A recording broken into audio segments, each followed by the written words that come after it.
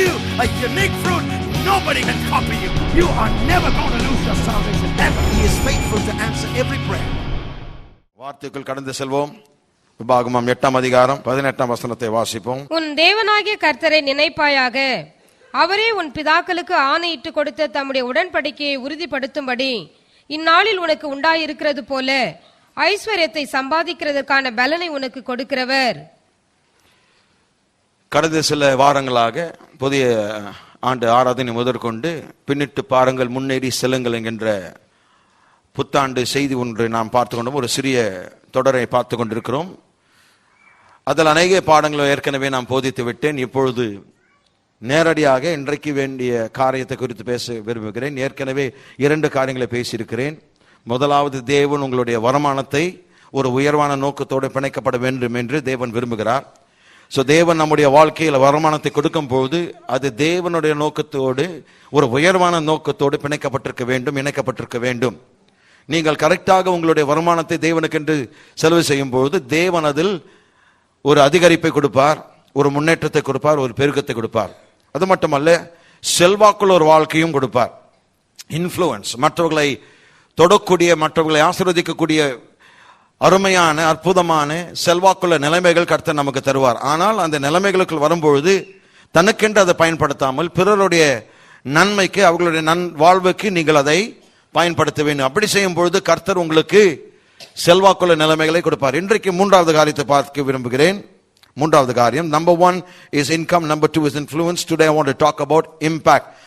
தாக்கத்தை குறித்து பேச விரும்புகிறேன். தாக்கத்தை குறித்து பேச விரும்புகிறேன். ஒரு உயர்வான நோக்கத்திற்கு தேவன் உங்களுக்கு ஒரு தாக்கத்தை கொடுப்பார். தமிழ்ல ஏற்ற வார்த்தை உக்கார்ல, தாக்கம் என்கின்ற வார்த்தை தான் க்ளோசஸ்ட் மீனிங். பட் இம்பாக்ட் என்று சொல்லும் பொழுது it is more understandable. So அதை மாற்றி நான் யூஸ் பண்ணுவேன், பொறுத்து கொள்ளுங்க. ஸோ நம்முடைய வாழ்க்கையில் ஒரு தாக்கத்தை ஏற்படுத்தக்கூடிய, ஒரு செயல் விளைவத்தை ஏற்படுத்தக்கூடிய, ஒரு பலனை ஏற்படுத்தக்கூடிய வாழ்க்கை தேவன் நமக்கு கொடுத்திருக்கிறார், கொடுப்பார், தொடர்ந்து நம்மை பயன்படுத்துவார். ஆனால் முதலாவது நாம் புரிந்து கொள்ள வேண்டிய காரியம், சபையினுடைய வேலை சபையில் ஒரு தாக்கத்தை ஏற்படுத்துவதற்காக அல்ல, உலகத்தில் ஒரு தாக்கத்தை ஏற்படுத்துவதற்காக அமைக்கப்பட்டிருக்கிறது. ஆமென். சபையினுடைய வேலை சபை மக்களை மட்டும் ஒரு தாக்கத்தை ஏற்படுத்துவது அல்ல, உலகத்தில் ஒரு பெரிய தாக்கத்தை நாம் ஏற்படுத்த வேண்டும். அப்போ எதற்காக இந்த உலகத்தில் நாம் இருக்கிறோம்? வெறும் இந்த உலகத்தில் வாழ்ந்து போவதற்காக இந்த உலகத்தில் இருக்கிறோம் இல்ல. இந்த உலக வாழ்க்கை ஒரு தாக்கத்தை ஏற்படுத்தக்கூடிய வாழ்க்கையாக இருக்க வேண்டும். ஆகவே இந்த ஆண்டில் நாம் தீர்மானம் எடுப்போம், ஒரு தாக்கத்தை நான் ஏற்படுத்த போகிறேன். என்னை சுற்றில் இருக்கிற இடத்துல, நான் வேலை செய்கிற இடத்துல, நான் வாழ்கிற இடத்துல, நான் படிக்கிற இடத்துல, என்னுடைய கல்லூரி, என்னுடைய பள்ளிக்கூடம், எங்கே நீங்கள் வேலை செய்கிறீர்களோ, எங்கே நீங்கள் தங்குகிறீர்களோ, எங்கே நீங்கள் படிக்கிறீங்களோ, எங்கே நீங்கள் வியாபாரம் செய்து கொண்டிருக்கிறீர்களோ, அந்த இடங்களில் ஒரு பெரிய தாக்கத்தை நாம் ஏற்படுத்த வேண்டும். அதற்கென்று தான் தேவன் நம்மை விசுவாசிகளாய் மாற்றியிருக்கிறார். ஆமென். அப்போ பாருங்க, a willingness for serving others, மற்றவர்களை சேவிப்பதற்கான ஒரு விருப்பம் இருக்கும் போது அது என்ன காண்பிக்கிறது? ஆவிக்குரிய முதிர்ச்சி. அந்த ஆவிக்குரிய முதிர்ச்சி ஒவ்வொரு கிறிஸ்தவனும் உயர்வாய் மதிப்பிடுவார்கள். நீங்களும் நானும் அதை உயர்வாய் மதிப்பிடுகிறோம். காரணம் என்ன? ஆவிக்குரிய முதிர்ச்சி ஒவ்வொருவரும் நாட வேண்டும். இப்ப பாருங்க, பெற்றோர் அநேகர் நீங்கள் இருக்கிறீங்க. உங்களுடைய பிள்ளைகளை பெற்றெடுத்த பொழுது அந்த குழந்தை பருவம் அற்புதமான ஒரு பருவம், மறக்க முடியாத ஒரு பருவம். ஆனால் எவ்வளவுதான் அந்த குழந்தை பருவத்தை பார்த்தாலும் அந்த குழந்தையாக இருக்கிறது யாருமே விரும்ப மாட்டீர்கள், இல்லைங்களா? அந்த குழந்தை வளரணும், பெரிய ஆளாகணும், எல்லா பெற்றோர் அதை விரும்புகிறோம். அப்போ நம்முடைய ஆவிக்குரிய தகப்பன், நம்முடைய பரலோக அப்பா, அதே காரியத்தை அவரும் விரும்புகிறார். நம்முடைய கிறிஸ்தவ வாழ்க்கையில் ஆவிக்குரிய முதிர்ச்சி நாம் பெற வேண்டும். ஆவிக்குரிய முதிர்ச்சிக்கு அடையாளம் என்ன? மற்றவர்களுக்கு சேவை செய்வதற்கான ஒரு விருப்பத்தை காண்பிக்கக்கூடிய ஒரு பிரதிபலிப்பு, ஒரு வெளிப்படுத்துதல், ஒரு தெரிவித்தல். It is an expression of your spiritual maturity. உங்களுடைய ஆவிக்குரிய முதிர்ச்சியினுடைய ஒரு தெரிவித்தல், ஒரு வெளிப்படுத்துதலாய் இருக்கிறது மற்றவர்களுக்கு சேவை செய்வது. ஆகவே இந்த புத்தாண்டில், இந்த வருடத்தினுடைய ஆரம்பத்தில் இருந்து நாம் என்ன செய்ய வேண்டும்? மற்றவர்களுக்கு ஊழியம் செய்யவும் சேவை செய்யவும் நம்மை நாமே அர்ப்பணிக்க வேண்டும். பக்கத்துல பார்த்து சொல்லுங்க, மற்றவர்களுக்கு சேவை செய்வோமாக. அல்லேலூயா. இருக்கிற இடத்துல, சபையில இல்ல. அப்போ முக்கியமா சாட்சி கொடுக்கிறது தப்பு இல்ல. முக்கியமா எங்க கொடுக்கணுங்க? ஒரு தாக்கத்தை உலகத்தில் ஏற்படுத்துவதற்காக அவர்களிடத்துல போய் சாட்சி சொல்கிறோம். இங்க சொல்வது தப்பு இல்லை, இங்கேயும் சொல்லணும். பிறருடைய வாழ்க்கையில அற்புதங்கள் நடக்கும் என்று அவர்களை ஊக்குவிக்கணும். பட் இதற்கு மேலாக எங்க உண்மையா சொல்ல வேண்டும் என்றால், நீங்கள் வாழ்கிற இடத்துல, நீங்கள் வேலை செய்கிற இடத்துல, நீங்கள் வியாபாரம் செய்கிற இடத்துல, நீங்கள் படிக்கின்ற இடத்துல ஒவ்வொருத்தரும் ஒரு சாட்சி சொல்ல ஆரம்பிப்பீர்களானால் ஒரு மாபெரும் தாக்கத்தை நாம் ஏற்படுத்த முடியும். 1 சாமுவேல் 1ஆம் அதிகாரத்தில் பார்க்கும்போது, எல்கனா என்கின்ற ஒரு மனிதன் இருந்தான். அவனுக்கு 2 மனைவிகள். முதல் மனைவியினுடைய பெயர் அன்னாள், இன்னொரு மனைவியினுடைய பெயர் பெனினாள். ஏன் 2 மனைவிகளை திருமணம் செய்து கொண்டார் என்றால், முதல் மனைவி மலடியாய் இருந்தாள். ஆகவேதான் 2வது திருமணம் செய்து கொண்டு அவர்கள் மூலமாய் பிள்ளைகளை பெற்றெடுத்தார். பாருங்க, இந்த மனுஷன் ஒரு பணக்காரன், நல்ல செல்வந்தன், ஒரு நல்ல ஐஸ்வர்யம் உள்ள ஒரு வாழ்க்கை, நல்ல தேவ பக்தியுள்ள ஒரு மனிதன், கர்த்தருக்கு பயந்த ஒரு மனிதன், பரிசுத்தமாய் வாழ்ந்த ஒரு மனிதன், தன்னுடைய குடும்பத்தையும் தேவனுடைய வழிகளில் நடத்தின ஒரு மனிதன். சோ அவர் நல்ல ஒரு மனிதன். அவர் எதிர்பார்த்த காரியம் நடந்து விட்டது. ஒரு நல்ல மனைவி கிடைச்சிருக்கிறது, அதோடு சேர்த்து பிள்ளைங்களும் கிடைச்சிச்சு, 2வது மனைவியும் கிடைச்சிருக்கிறது. ஆகவே இவருக்கு பரிபூர்ணமான திருப்தி, வாழ்க்கையில் எல்லாம் கிடைச்சிச்சு, பிள்ளைங்களும் கிடைச்சிச்சு, மனைவியும் கிடைச்சிருக்கு, நேசிக்கக்கூடிய ஒரு மனைவியும் இருக்கிறான், பார்க்கக்கூடிய ஒரு மனைவியும் இருக்கிறான்.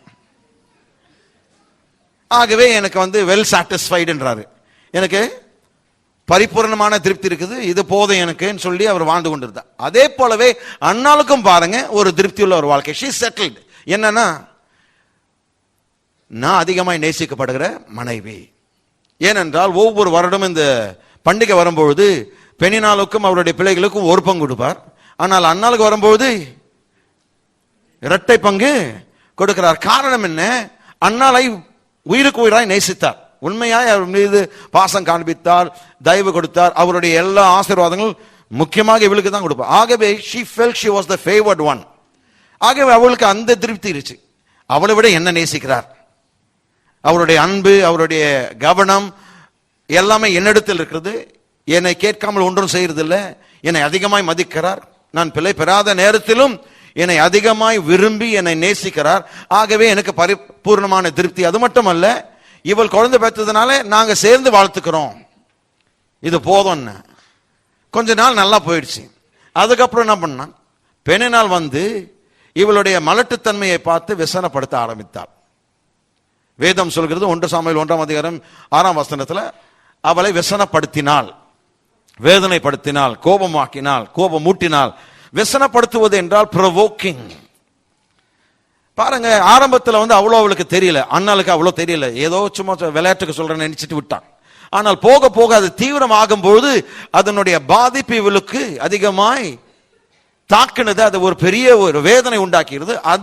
அதன் பிறகுதான் இவள் யோசிக்கிறாள், ஆமா நான் ஒரு மலடியா இருக்கிறேனே, எல்கணக்கு நான் எந்த பிள்ளையும் பெற்றெடுக்கவில்லையே என்று சொல்லி அவள் கலக்கம் அடைந்தாள். ஆனால் எல்கனா என்ன செய்யறாரு, அவளை மீண்டுமாய் பழைய நிலைமைக்கு கொண்டு வர பார்க்கிறார்.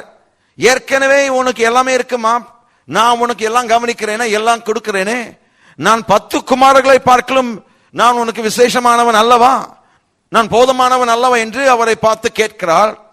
ஆனால் அன்னால் ஏற்கனவே ஒரு விழிப்புணர்வு வந்துவிட்டது. Sometimes I thank God for sending provoking people in our lives to move us to the best in life.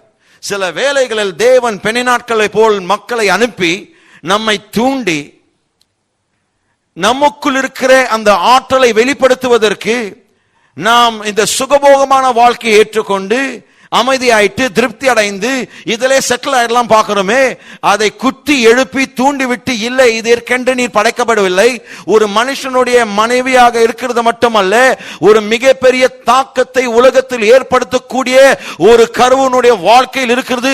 அந்த விதை நான் வெளியே கொண்டு வருகிற வரைக்கும் பெண்ணி நாட்களை பயன்படுத்தி உன்னை நான்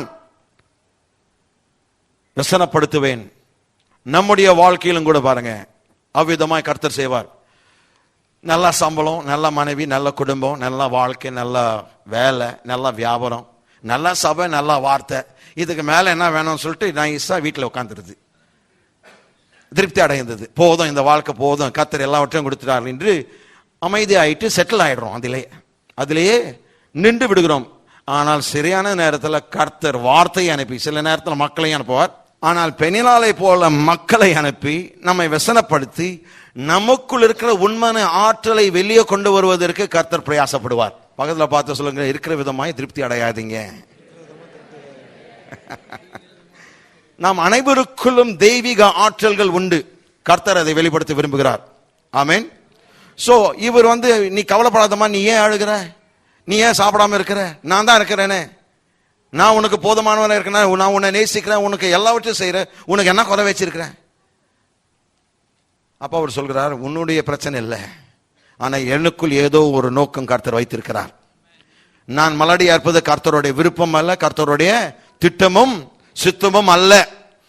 இதை விட ஒரு உயர்வான நோக்கம் எனக்கு இருக்கிறது, அதை நான் கண்டுபிடிக்க போகிறேன். பாருங்க, அவளுக்குள் ஒரு அசௌகரியம் ஏற்பட்டிருக்கிறது, அவளுக்குள் ஒரு மனக்குறைவு ஏற்பட்டிருக்கிறது, ஒரு அதிருப்தி வந்திருக்கிறது. பாருங்க, இப்பொழுது அந்த அதிருப்தியும் அந்த அசௌகரியத்தையும் அந்த மனக்குறை இப்பொழுது இதற்கு மேலாக தேவன் வைத்திருக்கிறது எனக்கு வேண்டும் என்று சொல்லி ஒரு வாஞ்சை, ஒரு பேராசை, ஒரு மன விருப்பத்தை உண்டாக்குகிறது. எதுங்க? இந்த அதிருப்தி, அசௌகரியம், விரக்தி, இவைகளெல்லாம் என்ன ஆக்குறது? இன்னும் எனக்கு வேண்டும், தேவன் எனக்கு என்னெல்லாம் வைத்திருக்கிறாரோ இன்னும் அதிகமா எனக்கு வேண்டும் என்கின்ற ஒரு ஆசை, ஒரு விருப்பம், ஒரு வாஞ்சை, ஒரு பேராசை நமக்குள் தூண்டப்படுகிறது. ஆனால் புரிய ஆரம்பித்தால் என்னுக்குள் இதை விட அதிகமா இருக்கிறது. There's more than this. பக்கத்தில் பார்த்து சொல்லுங்க, இதை விட அதிகமா உங்களுக்கு இருக்கு. நீங்கள் ஏற்கனவே செய்திருக்கிறதை விட அதிகமா இருக்கிறது. ஆமென். உங்களுக்குள் இன்னும் அதிகமான ஆற்றல் இருக்குதுங்க. பக்கத்தில் பார்த்து சொல்லுங்க, எத்தனை பேர் விசுவாசிக்கிறீங்க? எல்லாரும் கரங்களை வைத்து சொல்லுங்க, எனக்குள் மிக அதிகமான ஆற்றல் உண்டு. இன்னும் செயல்படாத ஆற்றல்கள், திறமைகள், தாளந்துகள் எனக்குள் இருக்கிறது. அதை நான் வெளிப்படுத்த போகிறேன். இந்த உலகத்தில், இந்த தேசத்தில், இந்த பட்டணத்தில் ஒரு தாக்கத்தை நான் ஏற்படுத்துவேன். ஹல்லேலூயா, ஹல்லேலூயா, ஹல்லேலூயா. ஒரு தாக்கத்தை ஏற்படுத்துவதற்காக கர்த்தர் நம்மை ரட்சித்திருக்கிறார். உலகத்தில் ஒரு தாக்கத்தை ஏற்படுத்துவதற்காக தேவன் நம்மை தெரிந்து கொண்டிருக்கிறார். தேவன் எதற்காக நம்மை முன்னிருந்து முன்குறித்தார்? ஒரு தாக்கத்தை இந்த உலகத்திலும், இந்த பட்டணத்திலும், இந்த நகரத்திலும் ஏற்படுத்துவதற்காக தேவன் உங்களை தெரிந்து கொண்டிருக்கிறார். Glory to God. பாருங்க, அவள் புரிந்து கொண்டாள். அன்னாளுக்கு என்ன புரிஞ்சிச்சுங்க? ஓஹோ, நான் இதற்கு மேலானவளாய் இருப்பதற்கு நான் சிருஷ்டிக்கப்பட்டிருக்கிறேன். நான் சொல்கிறேன், இதுவரைக்கும் நீங்கள் செய்தது சாதாரணமான காரியம், இனிமேல் நீங்கள் செய்ய போறது அசாதாரணமான காரியங்கள். இந்த புத்தாண்டு முதற்கொண்டு உங்களுடைய ஆயுசு முழுவதும் கர்த்தர் உங்களை கொண்டு அரும் பெரும் காரியங்களை செய்ய போகிறார். விசுவாசிக்கிறவர்கள் ஆமென் என்று சொல்லுங்கள். உண்மையாய் அதை முழுமையாய் விசுவாசிக்கிறவர்கள் ஆமென் என்று சொல்லுங்கள். கர்த்தர் இதை பார்க்கலும் மேலான காரியங்களை செய்கிறார், செய்ய போகிறார். அவர் சொல்கிறார், இதுவரைக்கும் நீங்கள் பெற்றிடாத 1000 மடங்கு ஆசீர்வாதத்தை உனக்கு வைத்திருக்கும் போது, அப்போ 1000 மடங்கு மேலாய் உன்னை நான் பயன்படுத்த போகிறேன் என்று தேவன் சொல்கிறார். ஹல்லேலூயா. ஆகவே நீங்கள் இப்பொழுது செய்து கொண்டிருக்கிறதை குறித்து திருப்தி அடையாதீங்க. தயவுசெய்து அதில் பூரிப்படாதீங்க. தயவுசெய்து அதில் போதும் என்கின்ற மனப்பான்மை வரக்கூடாது.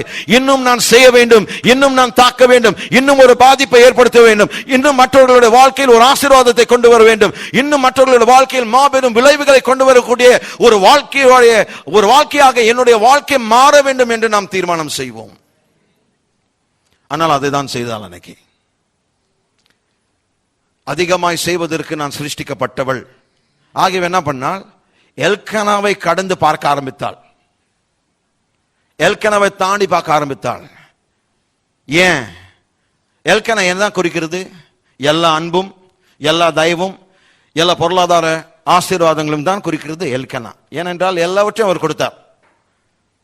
அவள் சொல்கிறார், நீங்க அன்பு கொடுத்திருக்கிறீங்க, எல்லா அன்பு கொடுத்திருக்கிறீங்க, எல்லா தயவு காண்பித்திருக்கிறீங்க, எல்லா ஆசீர்வாதத்தை பகிர்ந்து கொண்டிருக்கிறீங்க.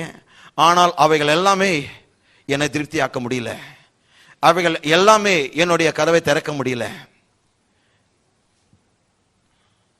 அவைகள் எல்லாமே என்னுடைய தேவையை சந்திக்க முடியல. ஆகவேதான் உன்னை தாண்டி நான் கர்த்தருடைய அனுகிரகத்தை பார்த்து கொண்டிருக்கிறேன். அதே போலவே நம்முடைய வாழ்க்கையில் நம்முடைய எல்கானாவை தாண்டி தேவன் பார்க்க சொல்கிறார். ஆமென். பக்கத்துல தொட்டு சொல்லுங்க, உங்களுடைய எல்கானாவை கடந்து பாருங்க, தாண்டி பாருங்க. நீங்க யோசிக்கிறீங்க, என் எல்கானாவா? என் எல்கானாவா என்ன பிரதர்? பக்கத்தில் இருக்க கணவரை பார்த்துடாதீங்க. உங்கள் எல்கனா இந்த வருஷத்தினுடைய துவக்கத்தில் ஆரம்பித்த அந்த செய்தி, கடந்த பல வாரங்களாக போதித்திருக்கிற அந்த பானும் தேனும் ஓடுகிற தேசம், அந்த அபரிவிதத்தின் தேசம், அந்த நலமும் விசாலமுமான தேசம், அந்த ஆசீர்வாதங்கள் எல்லாவற்றையும் குறித்து பேசியிருக்கிறேனே, அதுதான் நம்முடைய எல்கனா. அதை கடந்து அதை தாண்டி தேவன் நமக்கென்று என்ன வைத்திருக்கிறாரோ அதை பார்க்க வேண்டும். கிடைக்கிற எல்லா அன்பு, கிடைச்சிருக்கிற எல்லா தயவு, கிடைச்சிருக்கிற எல்லா ஆசீர்வாதங்களுக்கு மேலாக ஒரு வாழ்க்கை இருக்கிறது, ஒரு தாக்கத்தை ஏற்படுத்தக்கூடிய ஒரு வாழ்க்கை. There's more to you than meets the eye. கண்களுக்கு தோன்றுகிற, தங்களுக்கு பார்க்கக்கூடிய காரியத்தை விட உங்களுக்குள் இன்னும் அதிகமான ஆற்றல்கள், திறமைகள் உள்ள அடங்கி இருக்கிறது. கர்த்தர் அதை இன்றைக்கு வெளியேற்ற போகிறார். God is bringing out the gifts that will bless the world. உலகத்தை ஆசீர்வதிக்கக்கூடிய வரங்கள் உங்களுக்குள் இருக்கிறது. கர்த்தர் அந்த இன்றைக்கு வார்த்தையின் மூலமாக வெளியே கொண்டு வர போகிறார். எத்தனை பேர் அதை வெளியே கொண்டு வர ஆசைப்படுறீங்க? ஆமென்.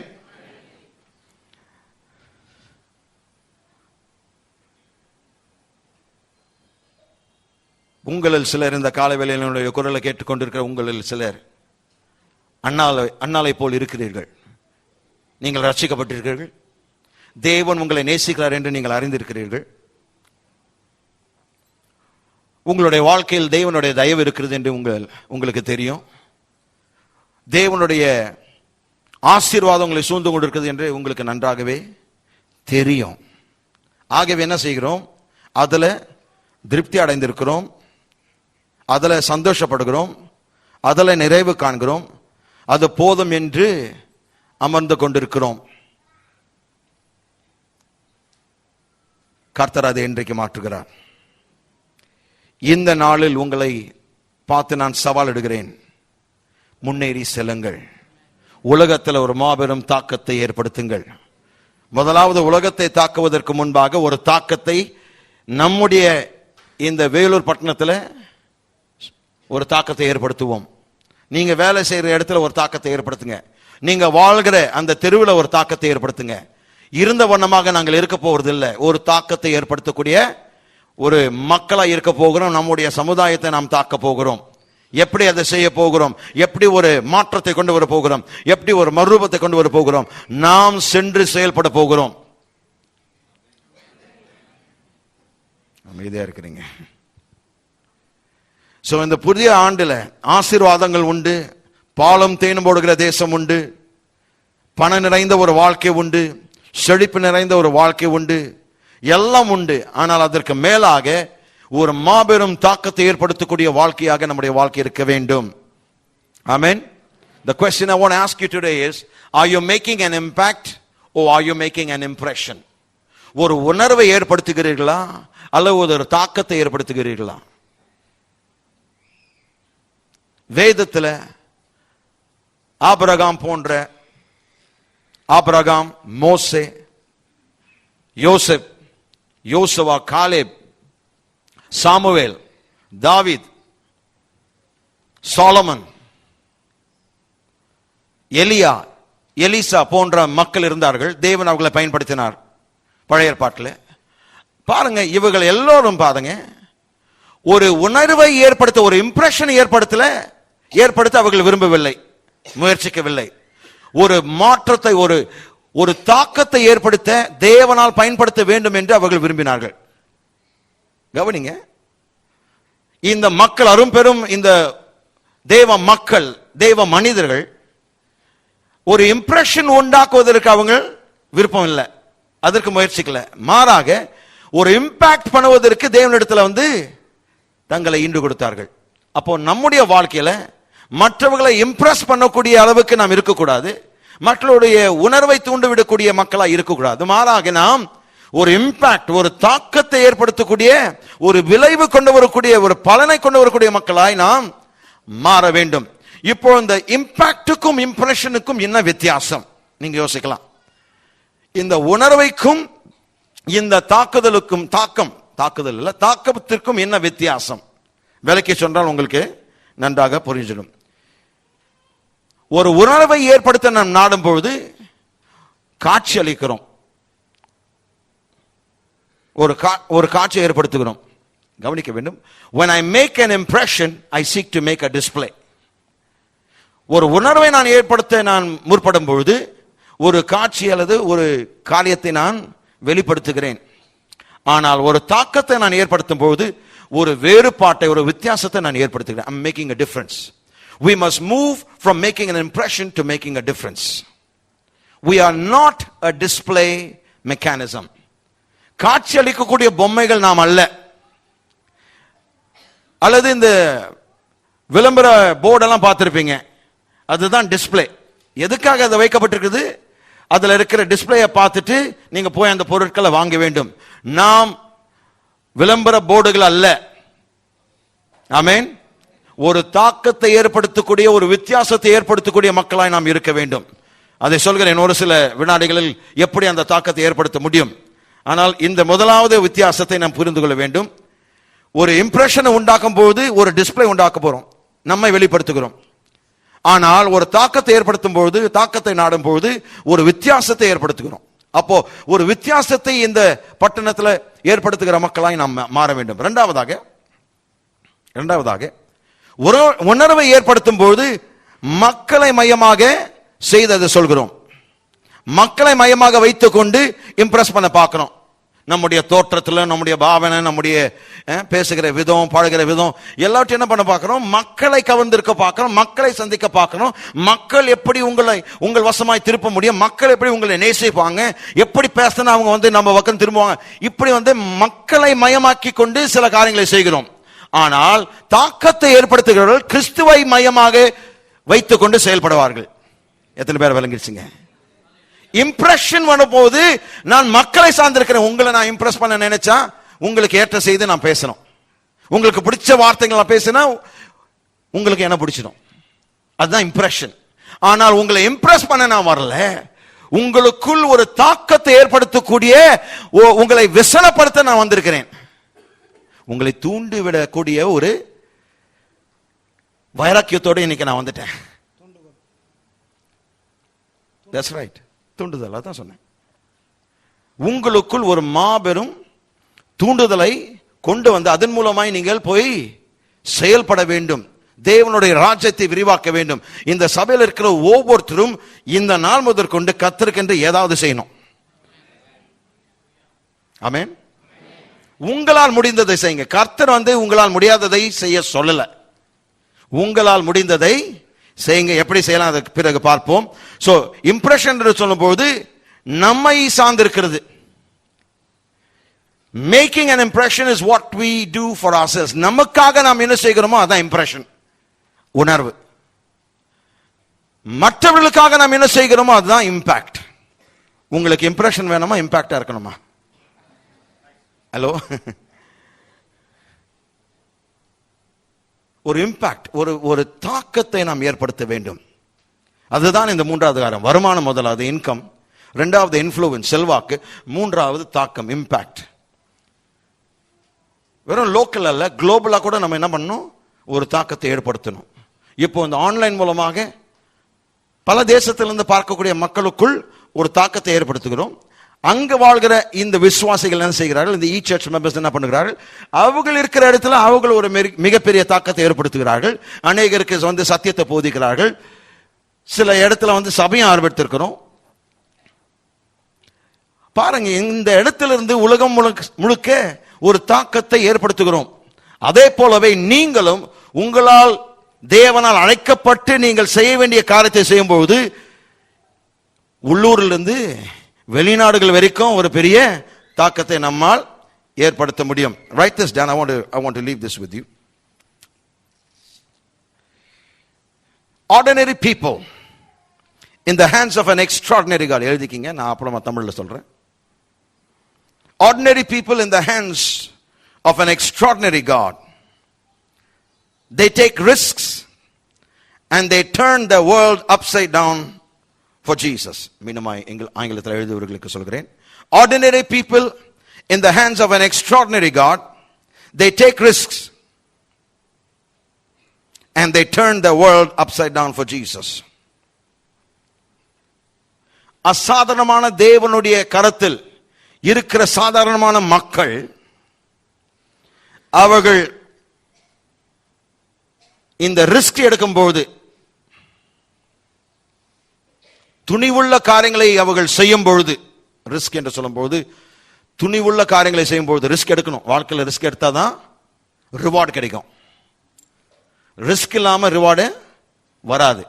எந்த ரிஸ்க் எடுக்கலனா எந்த பலனும் வராது. எந்த ரிஸ்க் எடுக்கலனா ஒரு தாக்கத்தை நம்மால் ஏற்படுத்த முடியாது. No risk no reward, no risk no impact. உலகத்தில் இருக்கிற மக்களை பாருங்க, அவர்கள் எல்லாம் சாதாரண மக்களாய் ஆரம்பித்தார்கள். இன்றைக்கு செல்வந்தர்களாய் இருக்கிறார்கள், கோட்டீஸ்வரர்களாக இருக்கிறார்கள், படிப்பின் மேதைகளாக இருக்கிறார்கள். எல்லா அவர்களுடைய பணித்துறைகள் மிக உயர்வான கட்டத்துக்கு போய்விட்டார்கள்.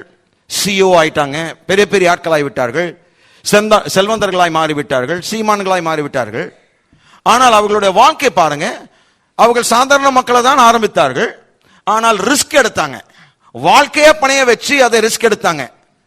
ரிஸ்க் எடுத்ததுனால அவர்களுக்கு பலன் கிடைச்சிருக்குது. பாருங்க, ரட்சிக்கப்படாத சாதாரண மக்களுக்காய் இந்த விதிமுறை செயல்படும் போது, அப்போ உடன்படிக்கையின் கீழ் வாழ்கிற கிருபையினால் தொடப்பட்ட தேவனுடைய பிள்ளைகளாகிய நமக்கு ஏன் அதை நடக்கக்கூடாது? தேவனுக்கென்று நாம் ரிஸ்க் எடுக்கும் போது அது ரிவார்டாய் மாறும். ஆமென். எத்தனை பேர் விசுவாசிக்கிறீங்க? ஆனால் அந்த ரிஸ்க் எடுக்கணும், அந்த துணிவோடு செயல்படணும். ரிஸ்க் எடுத்தா நிச்சயமா அதற்கு பலன். நீங்க ரிஸ்க் எடுத்தா நிச்சயமா ஒரு தாக்கத்தை இந்த உலகத்தில் நாம் ஏற்படுத்த முடியும். கவனிங்க, அசாதாரணமான தேவனுடைய கையில் கரங்களில் இருக்கும் சாதாரணமான மக்கள் ரிஸ்க்குங்க, அதாவது துணிவுள்ள காரியங்களை செய்யும் பொழுது இயேசுவுக்காக இந்த உலகத்தையே கலக்குவார்கள். ஆமென். அவர்களை குறித்து சாட்சியிடும் பொழுது உலகத்தை கலக்கிறவர்கள் இங்கேயும் வந்து விட்டார்கள். உங்களை குறித்து அவர்கள் சாட்சியிட வேண்டும். உலகத்தை கலக்குகிறவர்கள் இங்கேயும் வந்து விட்டார்கள். உங்களை குறித்து அவர்கள் சாட்சியிட வேண்டும். பக்கத்தில் பார்த்து சொல்லுங்க, உலகத்தை கலக்கிறவர்கள் நீங்க. You are world changers. உலகத்தை மாற்றுகிறவர்கள் இங்க அமர்ந்து கொண்டிருக்கிறீர்கள். நீங்க என்ன யோசிக்கிறீங்க? ஒருத்தர நான் ரட்சிப்புக்குள் வந்தா பெரிய காரியம் பாஸ்டர். உலகெல்லாம் வேணா, ஒருத்தராவது எனக்கு வரட்டும். ஒரு ஆத்மா, கர்த்தர் சொல்றாரு, இல்ல ஒரு ஆத்மா இல்ல, நீ ஒரு ஆத்மாவோட ஆரம்பி. 10 லட்சம் ஆத்மாக்கள் உனக்கு நான் தருவேன். கோடிக்கணக்கான ஆத்மாக்கள் நான் தருவேன். ஏனென்றால் முழு உலகத்தை ஆயுதப்படுத்தக்கூடிய அளவுக்கு நான் இருக்கிறேன், உன்னை பயன்படுத்துவேன். உலகத்தில் ஒருவனும் நரகத்துக்கு செல்ல வேண்டும் என்று தேவன் விரும்புவதே கிடையாது. எல்லா ஆத்மாக்கள் ரட்சிக்கப்பட வேண்டும் என்று தேவன் விரும்புகிறார். அதற்காக தான் இயேசு தன்னுடைய உயிரை கொடுத்தார். ஆமென். அப்படி என்றால் இந்த தாக்கத்தை, இந்த இம்பாக்ட் நாம் எப்படி செய்ய முடியும்? How can I make an impact? 4 விதங்களில் நாம் இந்த தாக்கத்தை ஏற்படுத்த முடியும். 4 விதத்தில், 4 விதங்களில், 4 வழிகளில் இந்த தாக்கத்தை ஏற்படுத்த முடியும். முதலாவது, சுவிசேஷத்தை பிரசங்கிப்பதன் மூலமாக நாம் ஒரு தாக்கத்தை ஏற்படுத்த முடியும். By preaching the gospel you can make an impact on the world. அப்போஸ்தலர் நடவடிக்கைகள் 2ஆம் அதிகாரத்தில் பார்க்கும்போது, சீஷர்கள் ஆவியின் வல்லமையினால் நிரப்பப்பட்டு ஆவியில் நிறைந்து அவர்கள் அந்நிய பாஷைகள் பேசி ஒரு மாபெரும் ஒரு அசைவு அங்க உண்டாகி, அந்த சத்தத்தை கேட்டு, அந்த பெரு இரைச்சலை கேட்டு, எல்லாம் அந்த சத்தத்தையும் அந்த துதியும் அந்த அவர்களுடைய நாட்டினுடைய பாஷைகளில் இந்த சீடர்கள் பேசுகிறதை அவர்கள் கேட்ட மாத்திரத்தில் எல்லாரும் ஓடி வந்து என்னதான் நடக்கிறது என்று பார்க்க ஆரம்பித்தார்கள். உடனடியாக பேதுரு எழுந்து அங்கே பிரசங்கம் பண்ண ஆரம்பிக்கிறார். என்ன பிரசங்கித்தார்? நற்செய்தி. இயேசு கிறிஸ்து இந்த உலகத்திற்கு எப்படி வந்தார், எப்படி தேவன் மனிதனாய் பிறந்து பாடுபட்டு ரத்தத்தை சிந்தி கல்வாரி சிலுவையில் மரித்து 3ஆம் நாள் உயிரோடு எழுந்து இன்றைக்கு பரமேறி நமக்காய் பரிந்துரை செய்து கொண்டிருக்கிறாரே, இந்த நற்கிரியை குறித்து நீங்கள் மற்றவர்களிடத்து சொல்லும் போது அதான் சுவிசேஷம், அதான் நற்செய்தி. நற்செய்தி நாங்க மக்களுடைய பாவத்திற்கு இயேசு வந்தார், அவர்களுடைய பாவத்திற்காக மரித்தார், அவர்களுடைய பாவங்களையும் சாபங்களையும் பாவத்தின் மூலமாய் வந்த எல்லா விளைவுகள் அவர் ஏற்றுக்கொண்டு அவர் மரித்து மூன்றாம் நாள் உயிரோடு எழுந்து தேவனுடைய கோபாக்கனை திருப்பி விட்டு நமக்கு தேவனுடைய தயவை காண்பிக்கும்படியாக இதை செய்திருக்கிறார். அவர் நமக்காக உயிரோடு எழும்பினார். நம்மை ரட்சிக்கும்படியாக, நம்மை மீட்கும்படியாக தேவன் இவ்வளவாய் செய்தார் என்கின்ற நற்செய்தி நாம் உலகத்திற்கு அறிவிக்கும் போது, நான் சொல்கிறேன், தொடப்பட முடியாதவர்கள் நிச்சயமாய் ரட்சிக்கப்படுவார்கள். கடினமுள்ளவர்கள் மாறப்படுவார்கள். அதற்கு சிறந்த எடுத்துக்காட்டு நான் தான். வெறி பிடிச்சவனாய் வாழ்ந்தேன். சென்னையில் இந்த ரவுடி கும்பலோடு சேர்ந்தேன். ஆனால் பாருங்க, கடின உள்ளவனாய் நான் இருந்தேன். யாராவது எங்களுடைய குடும்பத்தில் மரித்து போனா அழவே மாட்டேன். அதாவது ஒரு கடின உள்ளவனாய் இருந்தேன். ஆனால் பாருங்க, தேவனுடைய இந்த நற்செய்தி ஒரு கூட்டத்தில் அமர்ந்து கொண்டு அந்த மெரினா கடற்கரையில் உட்கார்ந்து கொண்டு செய்தியை கேட்டுக்கொண்டிருந்தேன். யோவான் 3:16 போதித்த அந்த நாளில அந்த நற்செய்தி கேட்டு என்னுடைய உள்ளம் மாற்றப்பட்டு அந்த நாள் முதற்கொண்டு இந்த நாள் வரைக்கும் கர்த்தர் என்னை ரட்சித்து உயர்த்தியிருக்கிறார். ஹல்லேலூயா, ஹல்லேலூயா. 30 ஆண்டுகளுக்கு முன்பாக எந்த ஒரு மனிதனால் செய்ய முடியாது, எந்த சைக்காலஜிஸ்டால் செய்ய முடியாது, எந்த பிசியோதெரபிஸ்ட், எந்த தெரபிஸ்ட், எல்லாம் தெரப்பி போய் வந்துட்டேன். எந்த மனுஷனும் மாற்ற முடியல. இது கான் கேஸ் ஆங்கிலத்தில். இது போயிடுச்சு, இதனாலதான் இது சேராது. எனக்கு நெருக்கமானவர்கள் சொன்னாரு, யூ ஆர் a disgrace. அவமானத்தை கொண்ட ஒரு பிள்ளையா மாறிட்டு இயேசு நினைத்த கூட உன்னை ரட்சிக்க முடியாது. ஆனால் ரட்சித்தாருங்க. எது அவர்கள் இல்லைன்னு சொன்னார்களோ அதை செய்து காட்டி, இவன் என்னுடையவன். தாயின் கருவிலை என்னை முன்குறித்து முன்னறிந்து இந்த நோக்கத்திற்கு என்று என்னை பிரித்த தேவன். ஆனால் என்னை மாற்றது எதுங்க? சுவிசேஷத்தின் வல்லமை. புரியுதமாய்? ரோமர் 1:16. கிறிஸ்துவின் சுவிசேஷத்தை குறித்து நான் வெட்கப்படேன். முன்பு யூதரிலும் பின்பு கிரேக்கரிலும் விசுவாசிக்கிறவன் எவனோ அவனுக்கு ரட்சிப்பு உண்டாவதற்கு அது தேவ பலனாய் இருக்கிறது. எது ரட்சிப்பை உண்டாக்குவதற்கு தேவ பலனாய் இருக்கிறதுங்க? சுவிசேஷம், நற்செய்தி. இயேசுவினுடைய பாடுகள், மரணம், உயிர்த்தெழுதல் என்ன காண்பிக்கிறது? தேவனுடைய பலன், தேவனுடைய வல்லமை. உன்னை ரட்சிக்கவும் என்னை ரட்சிக்கவும் தேவனுடைய பலனாய் இருக்கிறது, வல்லமையாய் இருக்கிறது. ஆகவேதான் இன்னொரு இடத்துல பவுல் சொல்கிறார், நான் சுவிசேஷத்தை பிரசங்கிக்காவிட்டால் எனக்கு ஐயோ என்று சொல்கிறார். ஹலோ, எத்தனை பேர் அதை செஞ்சிருக்கிறோம்? பவுலை போல் எத்தனை பேர் சொல்லியிருக்கணும்? எத்தனை பேர் உங்களோட, நான் இன்றைக்கு உங்களை தனிப்பட்ட விதத்தில் கேட்டீங்கன்னா எத்தனை பேர் சுவிசேஷம் சொல்லியிருக்கேன் கேட்டீங்கன்னா சொல்ல முடியுமா உங்களால? பாஸ்டர் உங்களை போல போதிக்க வேண்டிய அவசியம் இல்லைங்க. இயேசு மரித்தார், எதற்காக வந்தார், ஏன் பாடுபட்டார்? அவர் செஞ்ச பாவத்துக்கு பாடுபட்டாரா? இல்ல. நம்முடைய தண்டனை ஏற்றுக்கொண்டார், என்ன விடுதலை ஆக்கினார். இந்த அற்புதங்கள் என்னுடைய வாழ்க்கையில் செய்தார், உங்களுடைய வாழ்க்கையில் செய்வார். போதுங்க. சுவிசேஷத்தை பிரசங்கிக்கும் பொழுது ஒரு தாக்கத்தை ஏற்படுத்துகிறோம். ஏனென்றால் ரட்சிக்கப்படுவதற்கு இது தேவனுடைய வல்லமையா இருக்கிறது. It's the power of God to save you. எப்படிப்பட்ட கடினம் உள்ளவனாய் இருந்தாலும் உங்களை மாற்றக்கூடிய வல்லமை தேவனுடைய நற்செய்திக்கு உண்டு. தேவனுடைய ஒரு சுவிசேஷம் கடினமாய் இருந்த சவுலை பவுலாக மாற்றியதுங்க. அவன் ஒரு கொலைபாதகன். எத்தனையோ பேர் ஒரு மரணத்துக்கு காரணமாக இருந்தார். எத்தனையோ பேர் ஜெயில தூக்கிப்பட்டார். எத்தனையோ பேர் உபத்திரம் பண்ணினார். எவ்வளோ தீங்கான காரியங்களை செய்ய முடியுமோ அதெல்லாம் செய்தார்.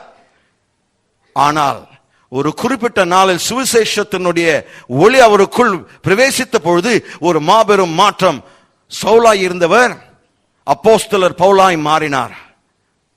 புதிய ஏற்பாட்டினுடைய ராட்சதனாய் விளங்கினார். அதற்கு காரணம் சுவிசேஷத்தினுடைய வல்லமை.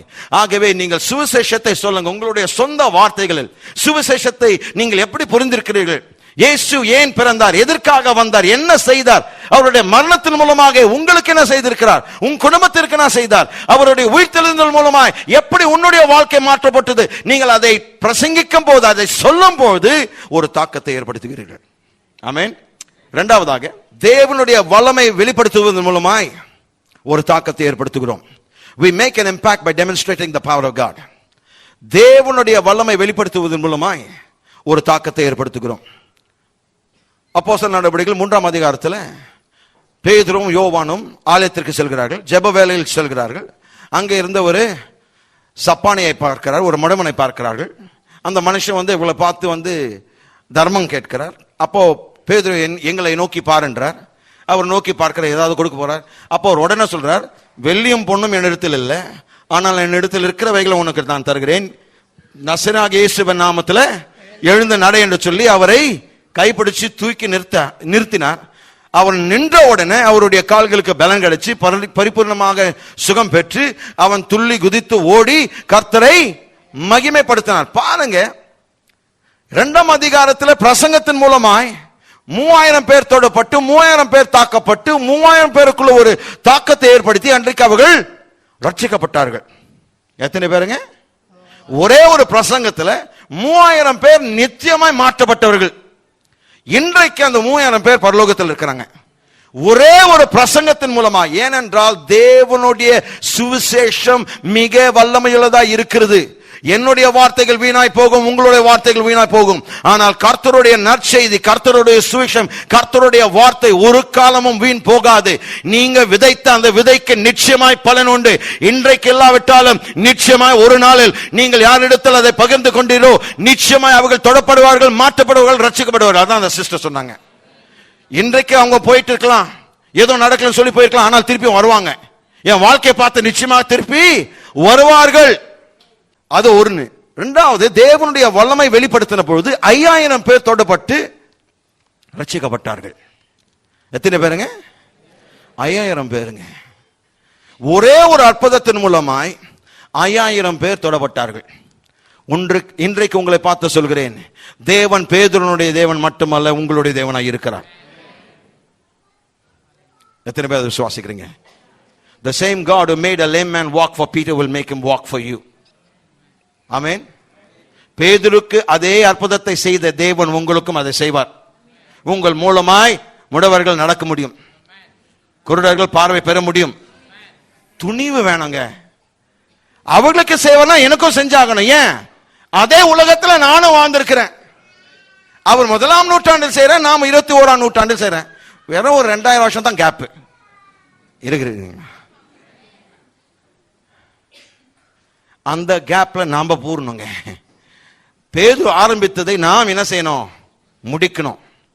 கடைசி காலத்தில் வாழ்ந்து கொண்டிருக்கிற சபை விசுவாசிகளே, உங்களுடைய வாழ்க்கையின் மூலமாய் தேவன் நம்முடைய இயற்கைக்கு அப்பாற்பட்ட வல்லமை கட்டவிழ்க்க விரும்புகிறார். ஆகவேதான் அநேக மாதங்களாக விசுவாசியும் இயற்கை அப்பாற்பட்டதையும் பேசியிருக்கோம் இல்லைங்களா? பாருங்க, அதுதான் பாயிண்ட். திருப்பி திருப்பி அங்கதான் வருது பாருங்க. கர்த்தரிடத்துல பிரச்சனை கிடையாது. இன்றைக்கு சபை தான் மாறி இருக்கிறது. ஏன் அற்புதங்கள் நடக்கிறது இல்லை? ஏனென்றால் சபை வெளிப்பாடுக்கு பதிலாக பகுத்தறிவுக்கு மாறிவிட்டார்கள். The church has replaced revelation with reason. தங்களுடைய புத்தி கூர்மையை பயன்படுத்தி எல்லாவற்றையும் நிதானிக்க பார்க்கிறார்கள். அற்புதங்கள் ஏன் நடக்கலாம்? அந்த காலத்தில் அப்போஸ்தலர்கள் மூலமாய் கடைசி அப்போஸ்தலர் செத்த உடனே எல்லா அற்புதங்கள் முடிந்து விட்டது. இது அப்போஸ்தலர்களுடைய காரியம் அல்ல, இது தேவனுடைய கிரியை. அற்புதங்கள் செய்தது அப்போஸ்தலர்கள் அல்ல, தேவன் செய்தார். அவர் நேற்றும் இன்றும் என்றும் மாறாதவர். நேற்றைய தினத்தில் அவர்கள் மூலமாய் அந்த காலத்தில் அவர்கள் இருந்ததுனால அவர்களை பயன்படுத்தி செய்தார். இன்றைக்கு உங்களை தவிர அவருக்கு வேற ஆள் கிடையாது. ஆகவே உங்கள் மூலமாய் செய்வார். ஆனால் பகுத்தறிவு விட்டு வெளிப்பாட்டிற்குள் வாருங்கள். Don't live by your reason. Come to revelation. Revelation எப்படி பெறுவது பாஸ்டர்? தியானம் பண்ணுங்க, வேதத்தை தியானம் பண்ணுங்க, 4 சுவிசேஷங்கள் மேலும் கீழுமாய் படிங்க, ஆயிரக்கணக்கான முறைகளை படிங்க.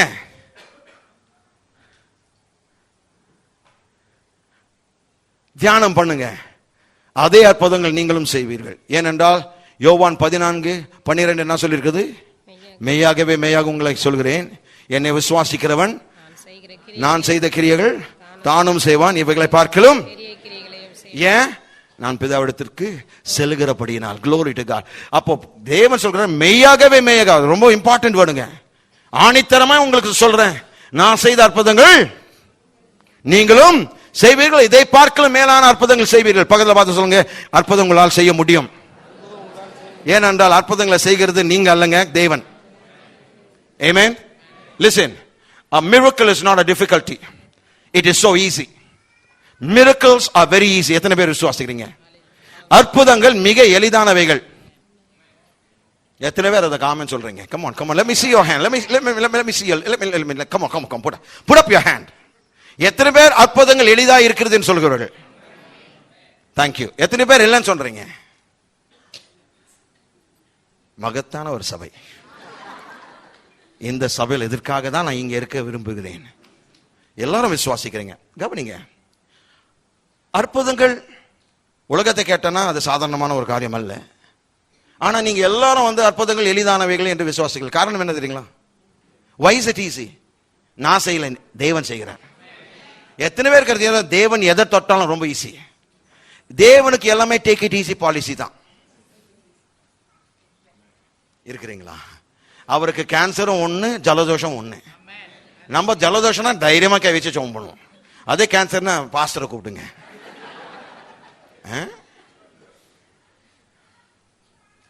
தலைவலிக்கு ஜெபம் பண்றோம், பிசாசு பாஸ்டர் கூப்பிடுங்க.